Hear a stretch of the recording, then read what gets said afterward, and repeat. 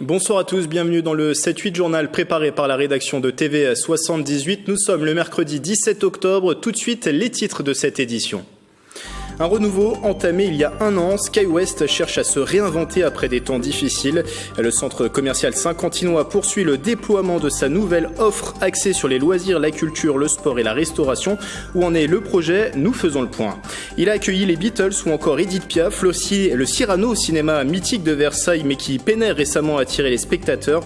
Pour relancer la fréquentation, le lieu va faire l'objet d'une réhabilitation. Le Cyrano passera notamment de 8 à 12 salles. Et puis une chef américaine en tournée en France, elle a été conviée par Sodexo pour parcourir les différents sites du groupe en un mois. Première étape cette semaine au siège de l'entreprise à Guyancourt. Deux invités également à suivre dans ce journal. David Pentier, candidat sans étiquette à l'élection municipale partielle à Coignières le 25 novembre et 2 décembre. Et Anne Capio, maire adjointe d'Elancourt, pour parler de la Code Week. C'est une semaine dédiée au codage informatique. Il y a tout juste un an, le centre commercial SkyWest débutait son renouveau. Ambition affichée, attirer de nouvelles enseignes. Fin 2017, c'était le cas, par exemple, avec l'ouverture de la librairie Le Furet du Nord. Ce projet est axé sur le loisir et la culture notamment. Il est entré aujourd'hui dans une étape supplémentaire. On fait le point sur le projet avec Mélanie Poquet. De nouveaux arrivants. Après un pub et restaurant au mois de septembre, c'est un burger steakhouse qui a pris ses quartiers à SkyWest.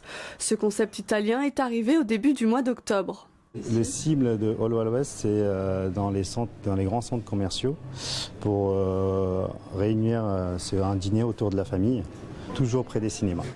De nouvelles arrivées à l'image d'un renouveau pour le centre commercial. Depuis 2015 et son rachat par le groupe Amerson, également propriétaire de l'espace Saint-Quentin, SkyWest glisse vers le loisir et la culture. Le Furet du Nord est la première enseigne à s'installer en octobre 2017. L'orientation qu'on a souhaité donner à SkyWest est définie selon la complémentarité que nous avons voulu avec Espace Saint-Quentin. Espace Saint-Quentin, le centre historique qui est plutôt une destination de shopping. Donc on a souhaité compléter cette destination de shopping avec une destination loisirs et culture. Et la phase 3 qui se verra à partir de début 2019 et qui complétera le projet avec l'arrivée d'Highway, donc une enseigne de simulation de voitures de Formule 1 sur Vérin, une salle de sport sur 1300 m² et une autre enseigne de divertissement avec laquelle nous sommes en échange actuellement. Chaque année, les centres SkyWest et Espace Saint-Quentin accueillent environ 15 millions de visiteurs. Avec ces nouvelles ouvertures, la direction vise les 20 millions. Le centre commercial SkyWest qui accueille mardi prochain une avant-première. Le cinéma UGC propose une projection à 18h45 du film de Gilles Lelouch, Le Grand Bain, avec la présence d'une partie de l'équipe. Le Grand Bain avec les Yvelinois Guillaume Canet et Alban Ivanov, l'histoire de 8 hommes qui se lancent dans la natation synchronisée. Une idée plutôt bizarre mais qui va permettre à ces hommes de donner un nouveau sens à leur vie. Extrait. Bon les gros là, comptez la faire sur quelle musique votre chorégraphie? Like a candle in the wind. Non, que de la merde dans la tête en fait. Allez, on s'arrête pas. Tu es une grosse connasse. Qu'est-ce que j'écris là? Équipe de France. Pourquoi pas les hommes dauphins? Non. Avant-première du film Le Grand Bain ce mardi 23 octobre à 18h45 à l'UGC SkyWest. Ce cinéma de Versailles est bien connu des Yvelinois. Le Cyrano va faire peau neuve pour relancer sa fréquentation. Les premiers travaux de la salle mythique débuteront en 2019. Les détails avec ce sujet de Patrick Jacques de Dixmude et Manon Varaldo. À l'image des Beatles, Edith Piaf, Charles Aznavour, Johnny Hallyday, nombreux sont ceux à s'être produits pour la première fois en France sur la scène du Cyrano. Mais le cinéma a perdu de nombreux spectateurs, des entrées pratiquement divisées par deux depuis une vingtaine d'années. Pour préserver ce lieu mythique, la ville de Versailles travaille en collaboration avec UGC. Le but, restaurer entièrement la salle historique. C'est un projet très important pour nous parce que c'est un cinéma au centre-ville. Et vous savez, aujourd'hui, on parle beaucoup de la désertification des centres-villes. Et pour nous, depuis 10 ans que je suis maire, c'est vraiment, avec mon équipe, un combat. C'est soutenir l'activité de nos commerçants, nos 1600 commerçants qui restent encore en centre-ville de Versailles. C'est une reconstruction totale qui s'engage pour le Cyrano. Il passera de 8 à 12 salles, 10 seront accessibles pour les personnes à mobilité réduite, Un investissement important. C'est un investissement de l'ordre de 9 millions d'euros. C'est donc un investissement stratégique parce qu'il s'inscrit dans cette logique de maillage et de proximité. Nous pensons qu'aujourd'hui, les gens ont besoin d'accessibilité, de proximité et de lieux très qualitatifs. Le Cyrano retrouvera son entrée historique, celle de l'époque des concerts. Après les travaux, l'accès se fera de nouveau par la rue Rameau. On aime cette idée de cinéma de quartier parce que c'est son identité. Moi, ce que j'aime, c'est quand on a des parents qui viennent avec leurs enfants et que les parents disent « c'est mon cinéma, c'est là où je viens depuis que je suis tout petit ». Quand j'ai des réalisateurs comme Éric Toledano, comme Guillaume Canet qui me disent « c'est mon cinéma, je viens là depuis que je suis tout petit ». L'ouverture au public du nouveau Cyrano est prévue pour fin 2020. Un dernier mot de cinéma avec le retour de nos petites visites dans les salles saint-quentinoises pour découvrir les films à l'affiche. Direction ce soir le Grenier à sel à Trappes. Gaël Pinault nous présente la programmation pendant les vacances de la Toussaint. C'est au micro de Patrick Jacques de Dixmude.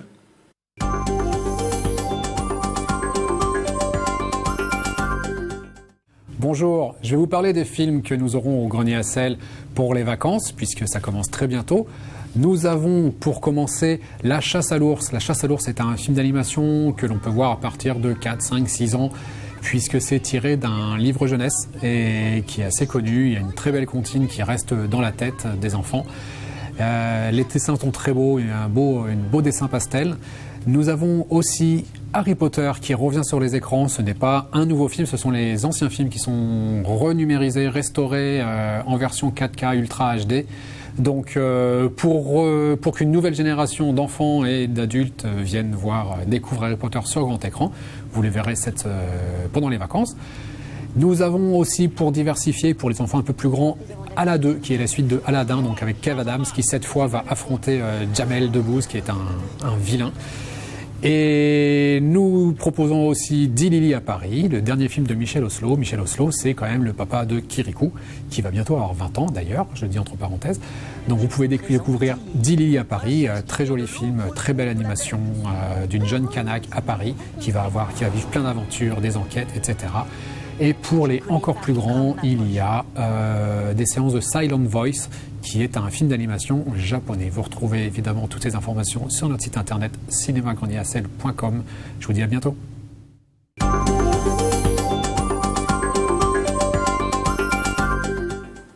Transport, 2 nouvelles passerelles pour la gare de Saint-Quentin en Yvelines. Elles seront mises en service en 2023 pour faciliter l'accès au quai. Une opération désaturation présentée par Île-de-France Mobilité pour faire face à l'afflux de voyageurs aux heures de pointe. Ils sont 70 000 chaque jour à passer par la gare située à Montigny-le-Bretonneux.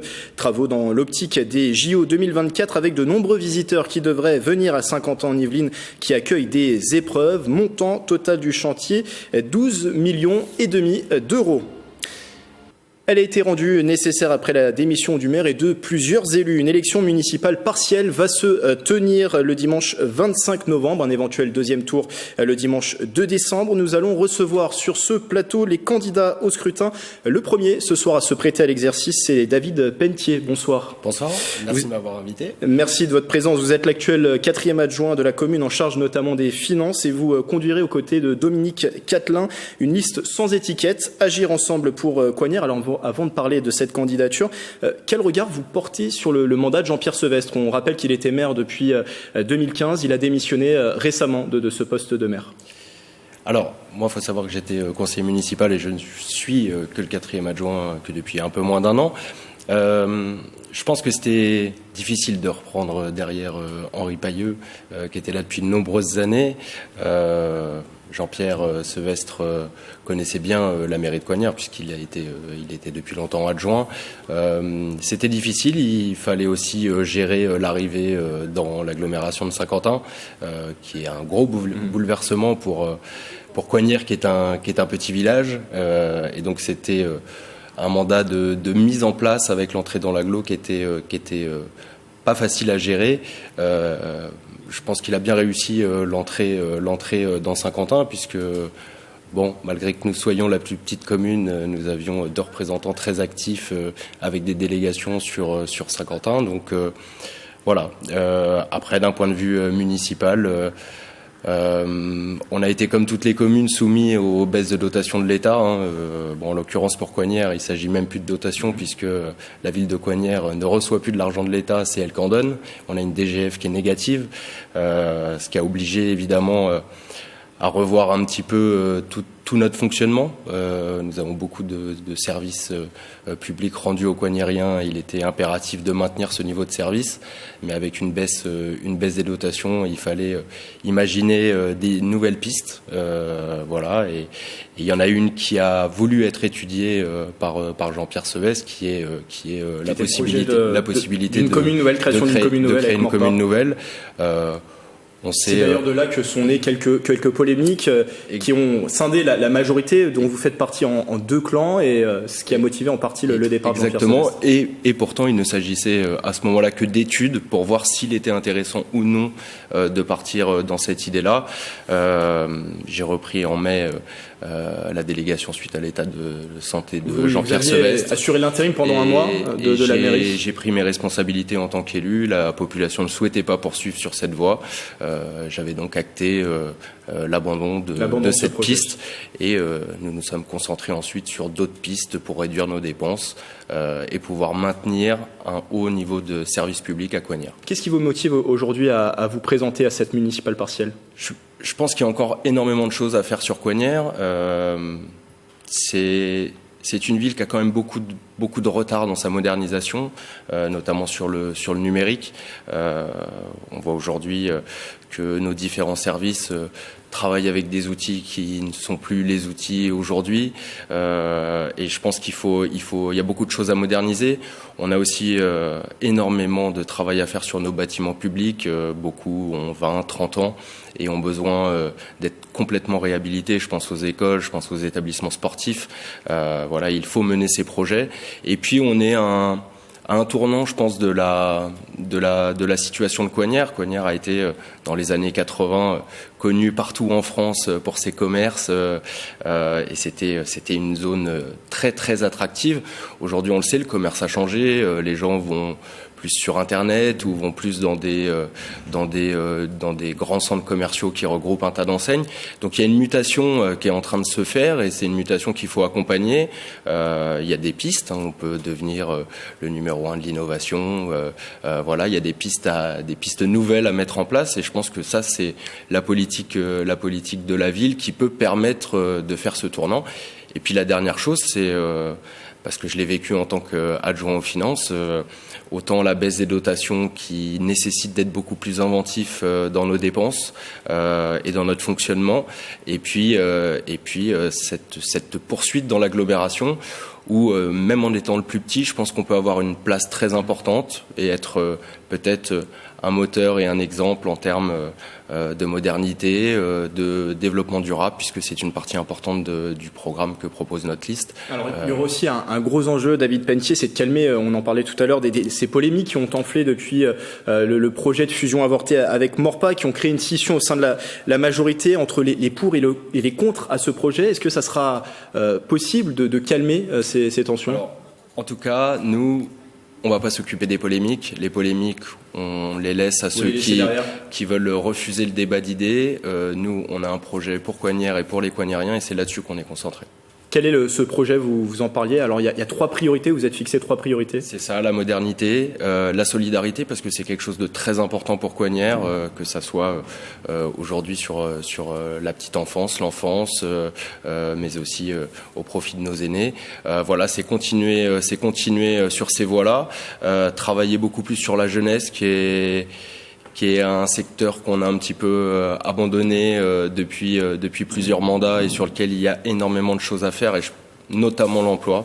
Aujourd'hui, il y a 12% de chômeurs à Coignères, alors qu'on a près d'1 millier d'entreprises. C'est pas une situation qui est acceptable, et donc il faut travailler sur l'emploi des jeunes. Il faut les aider, les accompagner, leur donner des moyens.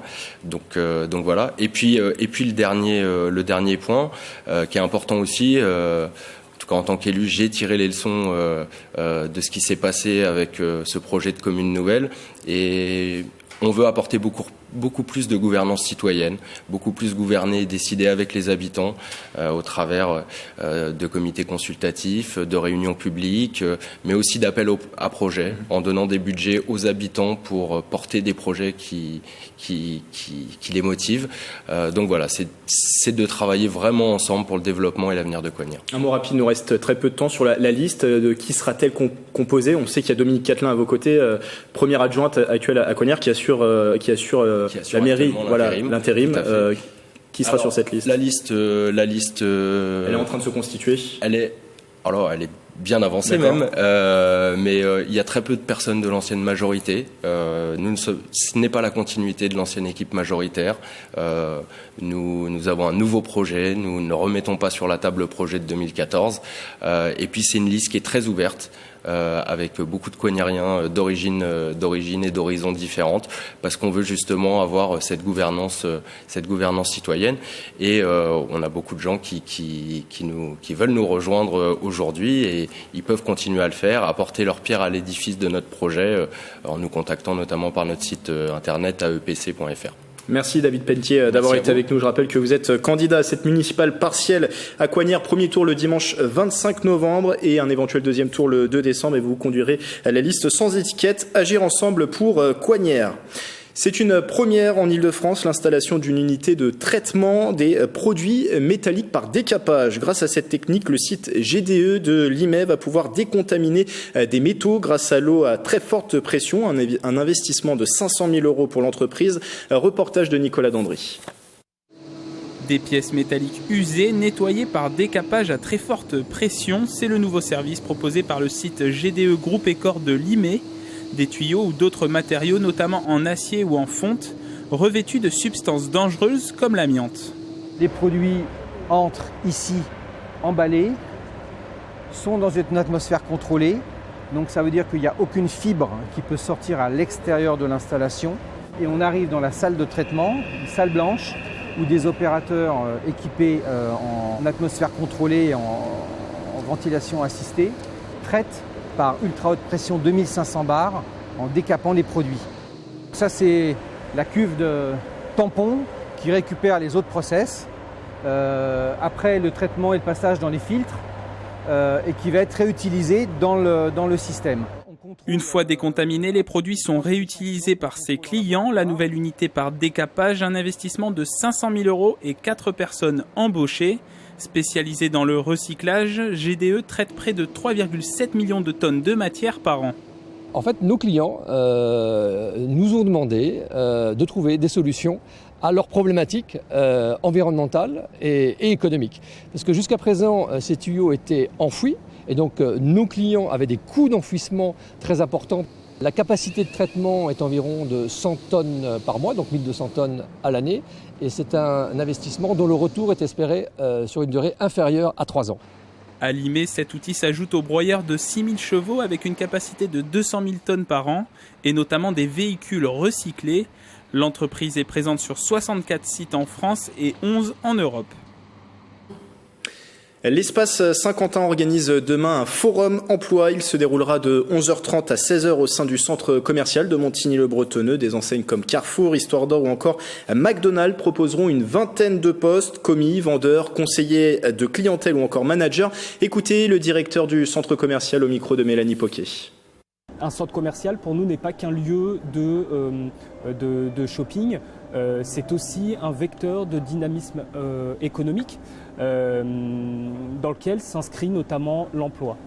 Nous souhaitons favoriser l'insertion professionnelle et notamment l'emploi local. Forum emploi ce jeudi au centre commercial Espace Saint-Quentin.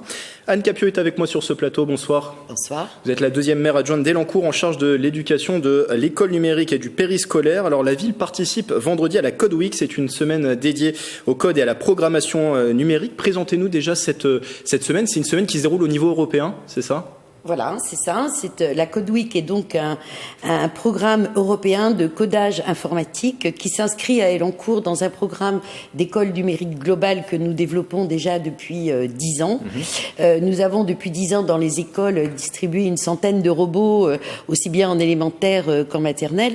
Là, la Code Week est un programme européen que nous avons monté en partenariat avec l'organisme de formation Simplon, qui est un organisme de formation sur le codage informatique, mais plutôt dans la formation professionnelle. Donc là, avec Simplon, on construit à Saint-Quentin en Yvelines le campus numérique pour développer le numérique dans les apprentissages des jeunes. Et là, donc, on va avoir une vingtaine de formateurs de Simplon qui vont se déployer dans nos écoles. Ça concerne environ 300 enfants dans nos 10 écoles, des élèves de CM1, CM2. Des enfants de CM2, voilà. CM2, d'accord. Et là, ça va changer un petit peu. Jusqu'à maintenant, ils apprenaient à coder pour programmer des robots. Là, ils vont apprendre à coder pour créer une application numérique. Donc, c'est intéressant pour eux puisque ça développe d'autres compétences que le codage des robots. Pourquoi s'associer à cet événement européen pour Elancourt, vous le disiez, ça va dans le sens finalement de l'école numérique qui est déployée. Exactement, ça va dans notre projet global d'école numérique. Le codage informatique est une compétence primordiale selon le CDE. Nous, ça fait 10 ans qu'on l'a compris à Elancourt. On essaie d'essaimer ce projet un petit peu partout sur les villes Saint-Quentin et autour. Je sais que la ville de Bois d'Arcy participe également à cette Code Week cette année. Et quand on sait que le développement du codage informatique développe chez les enfants des compétences qui sont dans les apprentissages du français, de la mathématique, des sciences, même du sport ou de la culture, c'est important de pouvoir s'adapter à l'appétence des enfants pour le numérique pour les aider à apprendre. Ça leur apporte concrètement des connaissances pour le reste de leur parcours scolaire? Absolument, et ça développe l'esprit de collaboration. Ils travaillent entre eux, ils essayent, ils se trompent, mais c'est pas grave, ils peuvent recommencer. Ils travaillent en groupe, ils sont plus créatifs et arrivent à produire des choses. On est étonné de jour en jour. Vous le disiez, le codage pour les élèves d'Elancourt, ils le font depuis plusieurs années. Il y a cette école du numérique, un chiffre à donner, 2500 tablettes qui équipent les élèves d'Elancourt. Pourquoi c'est pour Elancourt une importance capitale d'aller dans ce numérique, dans ce développement numérique pour les enfants? Parce que le numérique, c'est les métiers de demain. On rappelle souvent que à ce jour, il y a 50% des métiers qui n'existent pas encore et qui existeront au moment où nos enfants qui sont actuellement à l'école primaire seront sur le marché du travail. Donc aujourd'hui, le numérique est partout. Il doit être aussi dans l'école, bien évidemment. Et quand on voit que ça développe tout un tas de compétences qui ne pourraient pas être développées autrement. Voilà. Et on organise aussi depuis 4 ans Skyrob, qui est un challenge de la robotique. Voilà, et qui réunit les 12 villes et même élargi autour de Saint-Quentin en Yvelines. Ça fait 4 ans qu'on organise ce challenge. Et l'année dernière, ça a réuni 1000 enfants. Et cette année, on espère en faire participer davantage. Et quand on voit l'appétence des enfants, ils ont des étoiles dans les yeux, ils réussissent. Et quoi de mieux dans la vie de faire réussir un enfant? On rappelle juste, il nous reste 1 minute, concrètement comment va se dérouler la journée de vendredi. Ces formateurs vont aller dans les écoles élancourtoises. Voilà, ils sont répartis sur l'ensemble des 10 écoles. Ils sont en binôme de 2 et ils vont apprendre pendant 1 heure ou 2 aux enfants à développer une application sur tablette.